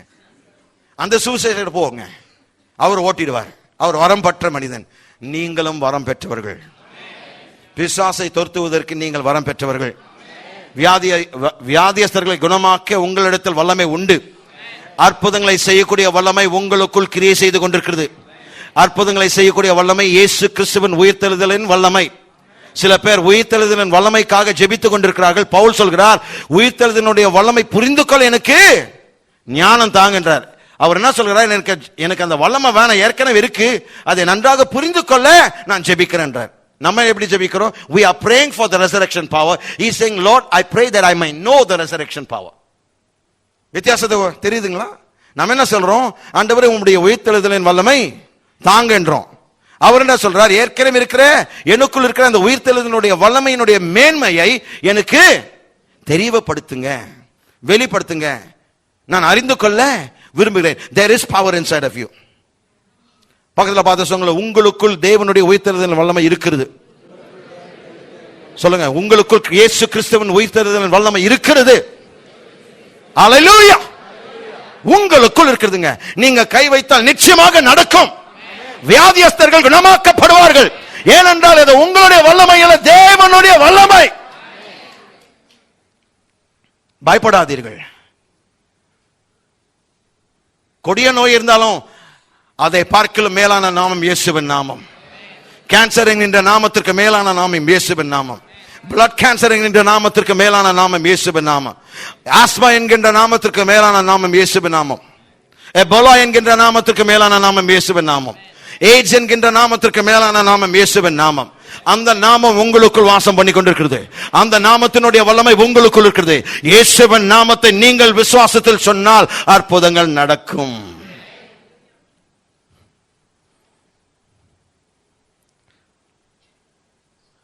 அப்போஸ்தலர் நடபடிகள் 5ஆம் அதிகாரத்தில் பேதுரு கடந்து போகும்போது தெருக்களில் மக்களை கொண்டு வந்த நோயாளிகளை போட்டார்கள். அவருடைய நிழல் பட்டு யார் மேலெல்லாம் அவருடைய நிழல் பட்டுதோ அவர்கள் அனைவரும் சொஸ்தமானார்கள். பேதுருடைய நிழல் படுகிற அளவுக்கு அங்க வல்லம் இருந்துச்சுங்க. யோசித்து பாருங்க. அப்ப அவருக்குள் எவ்வளவு வல்லம் இருந்திருக்கும். நிழல்ல கூட அந்த வல்லம் இருக்குங்க. ஹலோ, வஸ்திரத்துல மாத்திரம் இல்ல. சில மக்கள் என்ன பண்ணாங்க, அவ்வளோ வல்லமை பவுலனுடைய சரீரத்தின் மூலமாய் புறப்படுகிறது பார்த்து கர்ச்சீஃப் எடுத்துன்னு போய் பவுலனுடைய சரீரத்தில் வச்சு எடுத்துன்னு போய் திருப்பிய நோயாளிகள் மீது வச்சு பார்த்தார்கள், சுகமடைந்தார்கள், ஆச்சரியப்பட்டார்கள். அவர் மீது கைகளை அந்த கைக்குட்டை வைத்தார்கள், எடுத்துன்னு போய் நோயாளிகள் மீது வைத்தார்கள், உடனடியாக அவர்கள் சுஸ்தம் அடைந்தார்கள். பிசாசுகள் ஓடி போனது, தீராத நோய்கள் சுகமாக்கப்பட்டது. ஏன்? தேவனுடைய வல்லமை அவ்வளவாய் அவருடைய சரீரத்தில் இருந்தது. அதே போலவே பேதுருடைய சரீரத்தை தாண்டி அவருடைய நிழலில் கூட தேவனுடைய சர்வ வல்லவருடைய நிழலில் தங்குற மனுஷன் பாக்கியவான். அந்த நிழலுக்கு மேலாக இருந்த கர்த்தருடைய நிழல் அந்த மக்களை தொட்டு அவர்களை குணமாக்கியது. வேதம் சொல்கிறது, முதலாவது 3000 பேர், முதல் அற்புதத்தில் 5000 பேர், 5ஆம் அதிகாரத்தை வரும்போது திரள் கூட்டம் ரட்சிக்கப்பட்டது. எண்ண முடியல. நான் சொல்கிறேன், நாம் வந்து கொண்டிருக்கிற நாட்கள் எண்ண முடியாத அளவுக்கு ஆத்துமாக்கள் ரட்சிக்கப்பட போகிறார்கள். எண்ண முடியாத அறுவடை உங்களை நோக்கி வந்து கொண்டிருக்கிறது. எண்ண முடியாத அறுவடை இந்த சபையும் எல்லா சபைகளையும் நோக்கி வந்து கொண்டிருக்கிறது. நாம் அதற்கு ஆயத்தமாக வேண்டும். நம்முடைய மனப்பான்மை மாற்றிக்கொள்ள வேண்டும். நம்முடைய சிந்தனை திறனை மாற்றிக்கொள்ள வேண்டும். நம்முடைய சிந்தனை திறனை பயன்படுத்த வேண்டிய அவசியம் இல்லை. நம்முடைய விசுவாசத்தை பயன்படுத்தினால் அற்புதங்கள் நடக்கும். அற்புதங்கள் உங்களுடைய சிந்தனை திறனை சார்ந்தது அல்ல, அற்புதங்கள் உங்களுடைய விசுவாசத்தை சார்ந்ததாய் இருக்கிறது. ஆமென். மூன்றாவது காரியம், முதலாவது எப்படி ஒரு தாக்கத்தை ஏற்படுத்துகிறோம்? சுவிசேஷத்தை பிரசங்கிப்பதன் மூலமாக. இரண்டாவது, தேவனுடைய வல்லமையை வெளிப்படுத்துவதன் மூலமாக ஒரு தாக்கத்தை ஏற்படுத்துகிறோம். மூன்றாவதாக, நேர்த்தி வாய்ந்த ஒரு வாழ்க்கை வாழ்வதன் மூலமாய், அருமையான மேன்மையான வாழ்க்கை வாழ்வதன் மூலமாய் ஒரு தாக்கத்தை ஏற்படுத்துவோம். Living an excellent life we make an impact. திருப்பவும் 1 பேதுரு 2 அதிகாரம் 11-12 வசனங்கள். பிரியமானவர்களே, அந்நியர்களும் பரதேசிகளுமாய் இருக்கிற நீங்கள் ஆத்துமாவுக்கு விரோதமாய் போர் செய்கிற மாம்ச இச்சைகளை விட்டு விலகி, புறஜாதிகள் உங்களை அக்கிரமக்காரர் என்று விரோதமாய் பேசும் விஷயத்தில் அவர்கள் உங்கள் நற்கிரியைகளை கண்டு அவற்றின் நிமித்தம் சந்திப்பின் நாளிலே தேவனை மகிமைப்படுத்தும்படி நீங்கள் அவர்களுக்குள்ளே நல் நடக்கை உள்ளவர்களாய் நடந்து கொள்ளுங்கள் என்று உங்களுக்கு புத்தி சொல்லுகிறேன். நல் நடக்கை உள்ளவர்கள், நல் நடக்கையுள்ளவர்கள் என்று சொல்லும் போது நேர்த்தி வாய்ந்த அருமையான மேன்மையான வாழ்க்கை வாழ்வதன் மூலமாய் அவர்களுக்குள் ஒரு தாக்கத்தை நாம் ஏற்படுத்த வேண்டும். 11ஆம் வசனத்தை வாசிங்க. பிரியமானவர்களே, அந்நியர்களும் பரதேசிகளுமாய் இருக்கிற நீங்கள் ஆத்துமாவுக்கு விரோதமாய் போர் செய்கிற மாம்ச இச்சைகளை விட்டு விலகி. எத்தனை பேர் கிறிஸ்துவுக்குள் இருக்கிறீர்கள்? எத்தனை பேர் ரட்சிக்கப்பட்டவர்கள்? வேதம் சொல்கிறது நீங்கள் அந்நியர்கள். இந்த தேசத்தினுடைய குடிமகனாய் சரீரத்தில் இருந்தாலும் இந்த தேசத்துல நாம் அந்நியர்கள். ஏனென்றால் வேறு தேசத்துக்குரியவர்கள் நாம். எந்த நாளில் ரட்சிக்கப்பட்டோமோ ஆவிக்குரிய ரீதியில பரலோகத்தின் குடிமக்களாய் நாம் மாறிவிட்டோம். ஆகவே இந்த தேசத்துல நாம் எப்படியா இருக்கிறோம்? அந்நியர்களாய் இருக்கிறோம். அந்நியர்களாய் இருக்கிற மக்கள் எப்படிப்பட்ட விதத்தில் வாழ வேண்டும்? உங்களுடைய ஆத்மாவோடு போர் செய்கிற மாம்சிக இச்சைகளை விட்டு விலகி நாம் வாழ வேண்டும். அப்ப பாருங்க, காம வெறி, தீய எண்ணங்கள், விபச்சாரம் உள்ள எண்ணங்கள், போனோகிராஃபி பார்க்கக்கூடிய அந்த யோசனைகள் எல்லாவற்றையும் விட்டு கர்த்தருடைய பரிசுத்தத்தை நாடி நீதிமானை போல் நீங்கள் வாழ வேண்டும். உங்களுடைய ஆத்மாவுக்கு நேராய் போராடி கொண்டிருக்கிற எல்லா இந்த மாம்சிக இச்சைகளை விட்டு நாம் விலகி வாழ வேண்டும். அதற்கென்று உனக்குள்ளாக தேவன் ஒரு மேன்மையான பிரமாணத்தை வைத்திருக்கிறார். அதுதான் நீதிமானாக்கப்படுதலினுடைய பிரமாணம். The law of righteousness has given you the power to conquer the law of sin.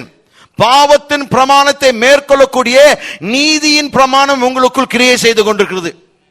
ஒரு காலத்தில் நாம் பாவத்தில் ஜீவித்த பொழுது அதை மேற்கொள்ள முடியாமல் வாழ்ந்தோம். அதற்கு அடிமையாக இருந்தோம். போதை மருந்துக்கு அடிமையா இருந்தோம். குடிப்பழக்கத்துக்கு நீங்க அடிமையா இருந்திருக்கலாம். பல்வேறுபட்ட காரியங்களுக்கு நீங்கள் அடிமைகளா இருந்திருக்கலாம். ஆனால் எந்த நாளில் ரட்சிக்கப்பட்டீர்களோ நீங்கள் முற்றிலுமாய் விடுதலையாக்கப்பட்டீர்கள். அதே போலவே உங்கள் ஒவ்வொருத்தருடைய வாழ்க்கையில் தேவனுடைய வல்லமை பிரவேசித்த பொழுது எல்லா அடிமைத்தனங்கள் நொறுக்கப்பட்டு நீங்கள் புதிய சிருஷ்டிகளாய் கிறிஸ்துவுக்குள் வாழ்ந்து கொண்டிருக்கிறீர்கள். ஆனாலும் இந்த உலகத்தில் இருக்கிற வரைக்கும் பாவத்தினுடைய சோதனைகள், பாவத்தினுடைய கூர், பாவத்தினுடைய எல்லா காரியங்களும் உன்னை தாக்கிக் கொண்டிருக்கும். ஆனால் அதை விட்டு விலகி நம்மால் வாழ முடியும். ஏனென்றால் எண்ணங்களில் நான் பரிசுத்தமுள்ளவர்களாய் இருக்கும் போது வாழ்க்கையில் பரிசுத்தமுள்ளவர்களாய் இருக்க முடியும். நீங்கள் பரிசுத்தமாய் வாழும் பொழுது, மற்றவர்கள் லஞ்சம் வாங்கும் போது நீங்கள் வாங்காமல் வாழும் பொழுது, மற்றவர்கள் சில காரியங்களை செய்வதன் மூலமாய் சில நன்மைகளை பெறும்போது நீங்கள் அதை செய்யாமல் பெறும்பொழுது உலகம் உங்களை பார்த்து சொல்வோம், இவர்களுடைய வாழ்க்கையே வித்தியாசமா இருக்கிறது. ஆமென். 12ஆம் வசனத்தை வாசிங்க. போ. புறஜாதிகள் உங்களை அக்கிரமக்காரர் என்று விரோதமாய் பேசும் விஷயத்தில் அவர்கள் உங்கள் நற்கிரியைகளை கண்டு, அவர்கள் உங்களுடைய நற்கிரியைகளை கண்டு அவற்றின் நிமித்தம் சந்திப்பின் நாளிலே தேவனை மகிமைப்படுத்தும்படி நீங்கள் அவர்களுக்குள்ளே நல் நடக்கை உள்ளவர்களாய் நடந்து கொள்ளுங்கள் என்று, நல் நடக்கையுள்ளவர்களாய் நீங்கள் நடந்து கொள்ளுங்கள் என்று சொல்கிறார். எப்படின்னா பாருங்க, தேவனுக்குள் நீங்கள் வரும்போது, வார்த்தையை விசுவாசிக்கும் போது, அந்த வார்த்தை நீங்கள் அறிக்கை செய்து அபியாசப்படுத்தும் போது, யார் என்ன சொன்னாலும் தேவனுக்கு முன்பாக, உலகத்தானுக்கு முன்பாக, புறஜாதி மக்களுக்கு முன்பாக இந்த நேர்த்தி வாய்ந்த வாழ்க்கை உங்களால் வாழ முடியும். நல் நடக்கையுள்ள வாழ்க்கை எதுங்க? நேர்த்தி வாய்ந்த ஒரு வாழ்க்கை, அருமையான ஒரு வாழ்க்கை, மேன்மையுள்ள ஒரு வாழ்க்கை. ஒவ்வொரு விசுவாசி மேன்மையுள்ள வாழ்க்கை வாழக்கூடிய தகுதி பெற்றவர்களாய் நீங்கள் இருக்கிறீர்கள். ஆமென். பக்கத்துல பார்த்து சொல்லுங்க, நான் மேன்மையுள்ள வாழ்க்கை வாழ போகிறேன். நான் மேன்மையுள்ள வாழ்க்கை நான் வாழ போகிறேன். நான் நேர்த்தி வாழ்ந்த ஒரு வாழ்க்கை வாழ போகிறேன். அதன் மூலமாய் உலகத்தில் ஒரு தாக்கத்தை நான் ஏற்படுத்த போகிறேன். கம் ஆன், ஆமென், ஹalleluya, ஹalleluya, ஹalleluya. ஒரு தாக்கத்தை ஏற்படுத்துவதற்கு நாம் பிறந்திருக்கிறோம். ஹalleluya. ஆகவே இந்த நாள் நாம் புரிந்து கொள்ள வேண்டிய காரியம் என்னவென்றால், ஒரு முன்மாதிரியான வாழ்க்கை வாழ வேண்டும். ஆங்கிலத்தில் ஒரு மொழியாக்கம் சொல்கிறது நல் நடக்கையுள்ள வாழ்க்கை சொல்லப்பட்டிருக்கிறது இல்லையா? ஒரு ஆங்கில மொழியாக்கம் சொல்கிறது live an exemplary life. அப்படி என்றால் ஒரு முன்மாதிரியான வாழ்க்கை, எடுத்துக்காட்டான வாழ்க்கை வாழுங்கள். இன்னொரு மொழியாக்கம் சொல்கிறது keep your behavior excellent. உங்களுடைய குணாதிசயத்தை, உங்களுடைய நடத்தையை நேர்த்தியாய் வைத்துக் கொள்ளுங்கள். That's where I got the word live an excellent life. ஒரு நேர்த்தி வாய்ந்த வாழ்க்கையை வாழுங்கள். கவனிங்க, இந்த உலகத்திலேயே மிகவும் கிருபை நிறைந்தவர்கள் நாம் மட்டுமே. We are the most gracious people on the earth. இந்த உலகத்திலேயே கிருபை நிறைந்தவர்களா யார் இருக்குன்னா நீங்க தான், நான் தான், வேற யாரும் கிடையாது. இந்த உலகத்தில் மக்கள் கிருபை பார்க்கணும்னா உங்க மூலமா தான் பார்க்க முடியும். ஏனென்றால் தேவனுடைய கிருபை அங்கேயும் இங்கும் இல்லை, தேவனுடைய மக்களுக்குள் இருக்கிறது. நீங்கள் கிருபை நிறைந்தவர்களாய் இருக்கிறீர்கள். இயேசு கிறிஸ்து இந்த உலகத்தில் வந்த பொழுது யோவான் என்ன சொல்லுகிறார்? அவரை பார்த்தோம், தேவனுடைய கிருபை, he was full of the grace and the glory of God. தேவனுடைய மகிமையினாலும் கிருபையினாலும் நிரப்பப்பட்டவராய் காணப்பட்டார். யாருங்க? இயேசு. இயேசுக்குள் தேவனுடைய கிருபை இருந்ததுனால அவரை பார்த்த பொழுது தேவனுடைய கிருபையினுடைய முழுமையை பார்த்தார்கள். இப்போ அவர் கடந்து போய் விட்டார். அவர் நமக்குள் இருக்கிறதுனால, நமக்குள் அந்த முழு கிருபை இருக்கிறதுனால உலகம் உங்களை பார்க்கும் போது தேவனுடைய முழு கிருபை உங்களுக்குள் அவர்கள் பார்க்க வேண்டும். அப்போ நம்முடைய லக்கு என்னங்க? நம்முடைய லக்கு தெளிவா இருக்கணும். நீங்கள் வாழ்கிற விதத்தின் மூலமாய் தேவன் மகிமைப்படுத்தப்பட வேண்டும். நீங்கள் வாழ்கிற விதத்தின் மூலமாய் தேவன் மகிமைப்பட வேண்டும். 12ஆம் வசனத்தை மீண்டுமாய் வாசிங்க. அதுதான் அவர்கள் செய்கிறார்கள். புறஜாதிகள் உங்களை அக்கிரமக்காரர் என்று விரோதமாய் பேசும் விஷயத்தில் அவர்கள் உங்கள் நற்கிரியைகளை கண்டு, அவர்கள் உங்களுடைய நற்கிரியைகளை கண்டு அவற்றின் நிமித்தம் சந்திப்பின் நாளிலே தேவனை மகிமைப்படுத்த என்ன செய்கிறார்களுங்க? தேவனுடைய நாமத்தை என்ன சொல்லப்பட்டிருக்குதுங்க? தேவனை மகிமைப்படுத்தும்படி. தேவன் நாமமா தேவனையா? தேவனை மகிமைப்படுத்துகிறார்கள். எப்படி? என்னத்தை பார்த்திருக்கிறார்கள்?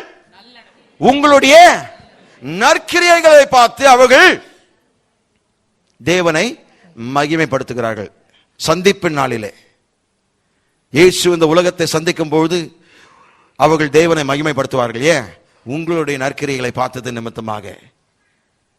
கிறிஸ்துவுக்குள் பிரியமானவர்களே, ஒரு தாக்கத்தை உங்களுடைய வாழ்க்கையின் மூலமாக நாம் ஏற்படுத்த வேண்டும். கவனிங்க, கண்டு என்று சொல்லப்பட்ட வார்த்தை ஏதோ அப்படியே ஒரு கிளிம்ஸ் பண்ணி அப்படியே ஒரு பார்வை பார்த்து பார்க்கறது இல்லை.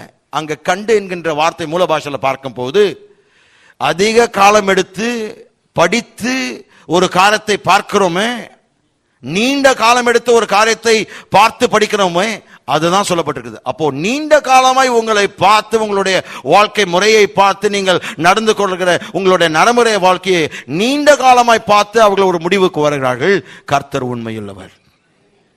அப்போ பாருங்க, நம் மீது எவ்வளவு பெரிய ஒரு பொறுப்பு. நீங்க எப்படி வேலை செய்றீங்க? உங்களுடைய பாஸ் இல்லைன்னா நீங்க எப்படி வேலை செய்றீங்க? யாரும் பார்க்காத நேரத்தில் நீங்க எப்படி வேலை செய்றீங்க? எப்படி நேரத்தை பயன்படுத்துறீங்க? ஃப்ரீயா இருக்கிற நேரத்தில் வேற ஏதாவது செய்றீங்களா கர்த்தருக்கென்று?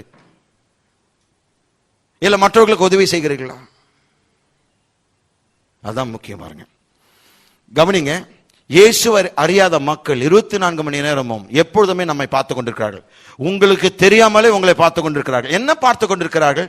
கவனிங்க, உங்களுடைய வேலையில இருக்கிற பிரச்சனைகள் எப்படி நீங்கள் கையாளுகிறீர்கள். ஃபர்ஸ்ட் அதுதான் பார்க்கறாங்க. உங்களுடைய வேலையில் வருகிற பிரச்சனைகள் நீங்கள் எப்படி சமாளிக்கிறீர்கள், எப்படி கையாளுகிறீர்கள். இரண்டாவதாக, கெட்ட ஜோக்குகளுக்கு நீங்கள் சிரிக்கிறீர்களா இல்லையா? கெட்ட ஜோக் அவங்க அடிக்கும் போது நீங்க அங்க நின்று சிரிக்கிறீர்களா, இல்ல அந்த இடத்தை விட்டுட்டு உருன் முகம் வச்சுட்டு போறீங்களான்னு கேட்கிறேன், பார்ப்பாங்க. மூன்றாவது, நீங்க எப்படி உடை உடைத்திருக்கிறீங்கன்னு பார்க்கறாங்க. எப்படி நீங்க ட்ரெஸ் பண்றீங்க சொல்லாமலே உங்களை பார்த்து கொண்டிருக்கிறார்கள். How are you dressing? எப்படி ட்ரெஸ் பண்றீங்க அவங்க பார்த்து கொண்டிருக்கிறாங்க. நான்காவது, உங்களுடைய பணத்தை நீங்க எப்படி செலவு செய்றீங்க அவங்க பார்க்கறாங்க. ஐந்தாவது, உங்களுடைய பிள்ளைகளும் உங்களுடைய மனைவியையும் உன்னுடைய கணவனை எப்படி நடத்துகிறீர் அதை பார்க்கறாங்க. உங்க வீட்டில் 4 தெருவு கேட்கிற மாதிரி உன் மனைவியோட சண்டை போட்டு உன்னுடைய பிள்ளைகளை வந்து கூக்கரல் போட்டீங்கன்னா அவங்க பார்க்கறாங்க. உங்களை பார்த்து கொண்டிருக்கிறாங்க. கணவன் மனைவி அல்லது பெற்றோர் பிள்ளைகள் ஒரு கிறிஸ்தவ குடும்பத்தில் கலக்கங்கள் ஏற்படும் பொழுது அக்கம் பக்கத்தில் இருக்க அயலகத்தார் அதை பார்த்து கொண்டிருக்கிறார்கள். உங்களுடைய பிள்ளைகள் உங்களுடைய மனைவி எப்படி நடத்துகிறீர்கள். கடைசியாக என்ன சொல்கிறேன், துயரம் நடக்கும் பொழுது, துயரம் நம்முடைய வாழ்க்கையில் ஒரு தாக்குதல் ஏற்படுத்தும் பொழுது அதற்கு எப்படி மறுத்துரு கொடுக்குறீங்க பார்க்குறாங்க. When tragedy hits your life, how are you responding? ஒரு துயரமான சம்பவம் உங்களுடைய வாழ்க்கை நேரிடும் பொழுது நீங்க எப்படி பார்க்குறீங்க, அது எப்படி அதற்கு எப்படி மறுத்துரு கொடுக்குறீங்க. கடைசியாக கடினமான மக்களை நீங்கள் எப்படி சமாளிக்கிறீர்கள் என்று அவர்கள் பார்க்கிறார்கள். மிக முக்கியமான ஒரு குறிப்பு, தயவுசெய்து இதை ஞாபகம் வைத்துக் கொள்ளுங்கள். ஒவ்வொரு நாள் ஒன்று உங்கள் மூலமாய் மக்கள் கிறிஸ்துவ அண்டை வருகிறார்கள் அல்லது கிறிஸ்துவை விட்டு தூரமாய் போகிறார்கள். ஒவ்வொரு நாள் உங்களுடைய நடத்தையின் மூலமாய் ஒன்று அவர்கள் இயேசுவின் பக்கம் இழுக்கப்படுகிறார்கள் அல்லது இயேசுவை விட்டு தூரம் போகிறார்கள். நம்முடைய வாழ்க்கை எப்படி இருக்கிறது? முதலாவது, சுவிசேஷத்தை பிரசங்கத்தின் மூலமாய் தாக்கத்தை ஏற்படுத்துகிறோம். இரண்டாவதாக, தேவனுடைய வல்லமை வெளிப்படுத்துவதன் மூலமாய் தாக்கத்தை ஏற்படுத்துகிறோம். மூன்றாவது, நேர்த்தி வாழ்ந்த ஒரு வாழ்க்கை வாழ்வதன் மூலமாய் ஒரு தாக்கத்தை ஏற்படுத்துகிறோம். நான்காவது, இதை முடிச்சிடுறேன், 2 நிமிஷத்தில் முடிச்சிடுறேன், நற்கிரியைகள் செய்வதன் மூலமாய் ஒரு தாக்கத்தை ஏற்படுத்துகிறோம். திருப்ப வேண்டாம், அப்போஸ்தலர் நடவடிக்கைகள் 9ஆம் அதிகாரத்தில் 36ஆம் வசனம் முதற்கொண்டு 41ஆம் வசனம் வரைக்கும் வாசிக்கும் போது, தொர்கால் என்கின்ற ஒரு சகோதரி இருந்தால், அவர் இயேசுவினுடைய ஒரு சீடர், ஒரு விசுவாசி, தேவனை பின்பற்றுகிறவர்களாக இருந்தால், இயேசுவை ஏற்றுக்கொண்டு ரட்சிக்கப்பட்டவளாக இருந்தால், வேதம் சொல்கிறது 36ஆம் வசனத்தில் நற்கிரியைகளினாலும் தர்மங்களினாலும் நிறைந்தவர்களாய் அவள் காணப்பட்டாள். She was full of good works and charitable deeds. நற்கிரியைகளினாலும் தர்மங்களினாலும் மிகவும், அந்த மிகவும் என்கின்ற வார்த்தை கோடிட்டுக் கொள்ளுங்க. மிகுதியாய், கரெக்டான வேத வசனம் மிகுதியாய். வாசிங்க 36ஆம் வசனம் மட்டுமே. யோப்பா பட்டணத்தில் கிரேக் பாஷையிலே தொற்கால் என்று அர்த்தம் கொள்ளும் தப்பித்தாள் என்னும் பேருடைய ஒரு சிஷி இருந்தால், அவள் நற்கிரியைகளையும் தர்மங்களையும் மிகுதியாய் செய்து கொண்டு வந்தாள். மிகுதியாய் செய்து கொண்டு வந்தாள். என்ன செய்தாருங்க? மிகுதியாய் எதை செய்தாருங்களே? நற்கிரியைகளும் தர்மங்களையும். நம்ம ஏற்கனவே அந்த 4 விதமான கொடுத்தல் பேசியிருக்கிறோம். அதுல ஒண்ணு தர்மம் செய்வது. அப்போ அதை தவிர்க்கவே கூடாது. ஒரு தாக்கத்தை நாம் ஏற்படுத்த வேண்டும் என்றால் அவளை போல் நாம் என்ன செய்ய வேண்டும்? மிகுதியாய் தர்மமும் செய்யணும், நற்கிரியையும் செய்ய வேண்டும். அவள் என்ன நற்கிரியை செய்தாள்? விதவைகளுக்கு அங்கிகளை, வஸ்திரங்களை தைத்து கொடுத்தாள். அவளுக்கு தைக்கிற வேலை தெரியும், நம்ம எல்லாருக்கும் தைக்கிற வேலை தெரியாது. ஆனால் வேற விதத்தில் நீங்க நன்மை செய்ய முடியும். Hello, are you there? வேற விதத்துல உங்களால் பிறருக்கு நன்மை செய்ய, நற்கிரியை செய்ய முடியும். ஹல்லேலூயா. உங்களுடைய வாழ்க்கையில் நற்கிரியைகளை செய்யும் பொழுது ஒரு தாக்கத்தை ஏற்படுத்துகிறோம். நீங்க போயிட்டு போர்வை கொடுக்கும் பொழுது, நீங்க போயிட்டு உங்களுடைய துணிகளை கொடுக்கும் பொழுது, உங்களுடைய மற்ற காரியங்களை பகிர்ந்து கொள்ளும் பொழுது, ஏழைகளோடு பகிர்ந்து கொள்ளும் பொழுது, அவர்களுடைய தேவையை சந்திக்கும் பொழுது நீங்கள் தேவனை மகிமைப்படுத்துகிறீர்கள். நற்கிரியைகள் மூலமாய், தர்மங்கள் மூலமாய் என்ன செய்கிறீர்கள்? ஒரு தாக்கத்தை ஏற்படுத்துகிறீர்கள். சிலர் என்ன சொல்கிறாங்க, பாஸ்டர் இவ்வளவு பெரிய ஒரு உலகத்துல என்னை சுற்றிலும் அதிகமான தேவை இருக்கிறது, நான் செய்யற இந்த சிறிய உதவி என்ன பெரிய ஒரு பொருட்டா இருக்க போது. சில பேர் இதை நினைச்சிட்டே செய்யறது இல்லை. பாருங்க, யோசித்து பாருங்க. சென்னையில நடந்த அந்த வெள்ளத்தினுடைய பாதிப்புல அநேகர் வெவ்வேறு விதமாய் கொடுத்தார்கள். சில பேர் கோடியில கொடுத்தாங்க, சில பேர் 1000 கொடுத்தாங்க, சில பேர் லட்சத்துக்கு கொடுத்தாங்க, சில பேர் 100 ரூபாய் கொடுத்தாங்க. யோசித்து பாருங்க, அந்த 100 ரூபாய் கொடுக்கிறவர் எத்தனையோ பேர் 100 ரூபாய் கொடுத்தாங்க, எத்தனையோ பேர் 1000 ரூபாய் கொடுத்தாங்க, எத்தனையோ பேர் 10,000 5,000 சொல். ஒவ்வொருத்தரும் இந்த 5,000 எங்கெங்க பத்து போகுது, 4,000 கோடி உள்ள இழப்பு அங்க நேரிட்டுக்குது. அப்போ இந்த 2,000 இந்த 3,000 இந்த 5,000 எங்க பத்து போகுதுன்னு சொல்லி ஒவ்வொருத்தரும் கொடுக்கலன்னு வச்சுக்கீங்களேன், என்ன இருக்கும்? சில பேருடைய தேவைகள் சந்திக்கப்படாமல் போயிருக்கலாம். ஆனால் எல்லாரும் அவங்களால் ஈன்றதை கொடுத்ததுனால ஒரு மாபெரும் பாதிப்பை, ஒரு தாக்கத்தை, ஒரு விளைவை கொண்டு வந்து சென்னையை மீண்டுமாய் எழும்ப செய்திருக்கிறது. ஒவ்வொருத்தருடைய பகிர்ந்து கொள்ளுதல், அவர்களுடைய ஸ்தானத்திற்கு அவர்களுடைய அளவுக்கு ஏற்ற மாதிரி அவர்கள் பகிர்ந்து கொண்டார்கள். ஆனால் ஒவ்வொரு துளி பெருங்கடலை நிரப்பும். Every drop makes the ocean. சில பேர் சொல்றாங்க, ஆமா பாஸ்டர், அவ்வளவு பெரிய கடல்ல என்னுடைய துளி தான் நாங்க போய், ஒவ்வொருத்தருடைய துளி அங்க போனதுனால தான் அது கடலாய் மாறிடுச்சுங்க. Thank you for your enthusiasm. ஒவ்வொருத்தருடைய ஈடுபடுதல் இந்த வேலூர் பட்டணத்தை மாற்ற முடியும். ஒவ்வொருத்தருடைய ஈடுபடுதல் ஓரளவுக்கு சிலருடைய வாழ்க்கையில் ஏழ்மைத்தனத்தை நீக்க முடியும். ஆமென். எல்லாருடைய பண பிரச்சனை உங்களால பாருங்க, அவளுக்கு இந்த விதவைகளுக்கு துணிகளை கொடுத்தாள், ஆனால் அவளுடைய பொருளாதாரத்தை சந்திக்கல. அவளுக்கு கொடுக்கப்பட்ட தாளத்தை வைத்துக் கொண்டு ஒரு தேவையை அன்றைக்கு சந்தித்தாள். அவர்களுக்கு மதிப்பை கொடுத்தால், நேசம் காண்பித்தால், கிறிஸ்துவனுடைய அன்பை வெளிப்படுத்தினாள். எப்படி? இந்த அங்கிகளை தைத்து, இந்த வஸ்திரங்களை தைத்து அவர்களுக்கு கொடுத்ததுனால அவர்கள் ஆசீர்வாதம் பெற்றார்கள். ஆனால் அவர்களுடைய பொருளாதார தேவைகளை சந்திக்கல. இயேசு எடுத்துக்கங்க, 5000 பேருக்கு போஷித்தார் இல்லைங்களா? 5000 புருஷர்கள். உலகத்தினுடைய பசி அன்றைக்கு ஆற்றினாரா? உலகத்தினுடைய பசி அன்றைக்கு தீர்த்தாரா? இல்ல, 5000 புருஷர்களுடைய பசி அந்த ஒரு நாளில் தான் சந்தித்தார். அந்த ஒரு வாரம் போதிக்கல, அந்த ஒரு வாரம் சந்திக்கல, அந்த ஒரு நாளுக்கு அவரால் செய்ய முடிந்ததை செய்தார். ஆனால் அன்றைக்கு அந்த மக்களுக்கு ஒரு ஆசீர்வாதம், மறக்க முடியாத ஒரு ஆசீர்வாதம் பெற்றார்கள், தேவனை மகிமைப்படுத்தினார்கள். அப்போ தேவன் சொல்கிறார், எல்லா தேவைகளும் நான் சந்திக்க சொல்லல, நான் உன்னை யாரிடத்தில் நடத்துகிறேனோ அந்த மனிதனுடைய தேவை ஒவ்வொருத்தரும் நீங்கள் சந்திப்பீர்கள். ஆனால் இந்த வாரத்தில் இந்த 500 பேர் 500 மக்களை சந்தித்து உங்களால் ஈன்றக்கூடிய தேவனால் ஏவப்பட்ட ஓர் அளவுக்கு நீங்கள் செய்தால் 500 பேர் பாதிக்கப்படுவார்கள். நீங்க ஒருத்தர் தான் சந்திக்கிறீங்க, ஆனால் ஒருத்தர் சந்தித்தால் 500 பேரை தாக்கத்திற்குள் கொண்டு வருவீர்கள். இயேசுவினுடைய அன்பை பார்க்க அவர்களுக்கு உதவி செய்வீர்கள். 4 விதங்களில் ஒரு தாக்கத்தை ஏற்படுத்தக்கூடிய சபையா நாம் மாறுவோம். தயவுசெய்து இந்த செய்தியை கேட்டு எல்லா வாரங்களும் கேட்கிறது போல் தயவுசெய்து கேட்டுவிட்டு செல்லாதீர்கள். குழுக்களாய் சேர்ந்து தெருக்களை கிளீன் பண்ணுங்க. பண்ணுவோமா? ஐயோ, எல்லாரும் கண்ணெல்லாம் கிளீன் பண்ணலாம். நான் முனிசிபலா மாறுவோம்.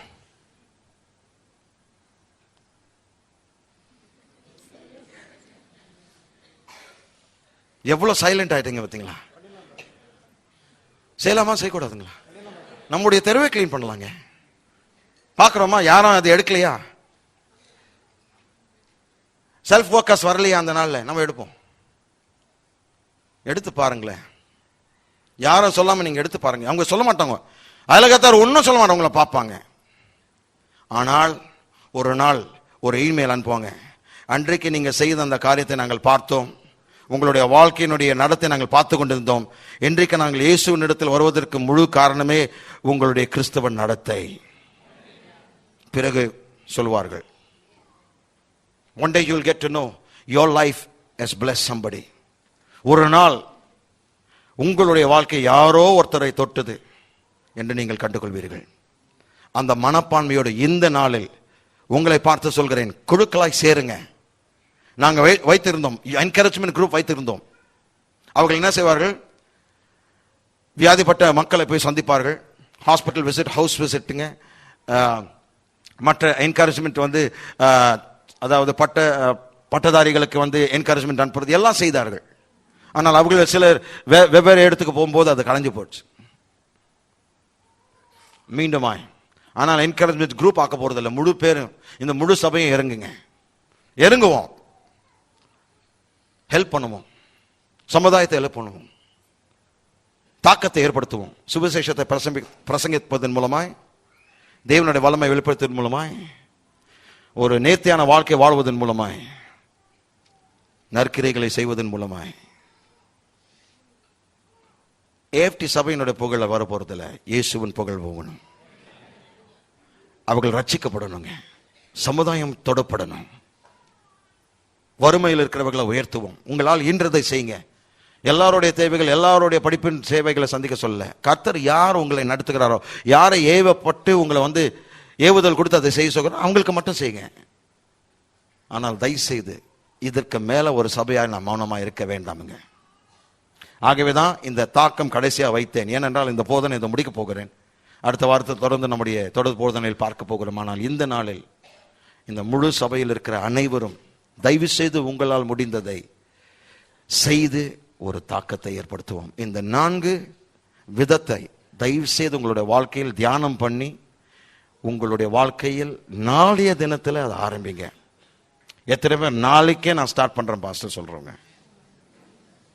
இல்லை நான் விட போறதில்லை. இது கண்டிப்பா நான் அங்கேயே வந்துடுவேன். மைக்கு கூட எனக்கு வேணும். எத்தனை பேர் நாளைய தினத்திலிருந்து கர்த்தர் சொல்கிறதை நான் செய்ய போகிறேன்?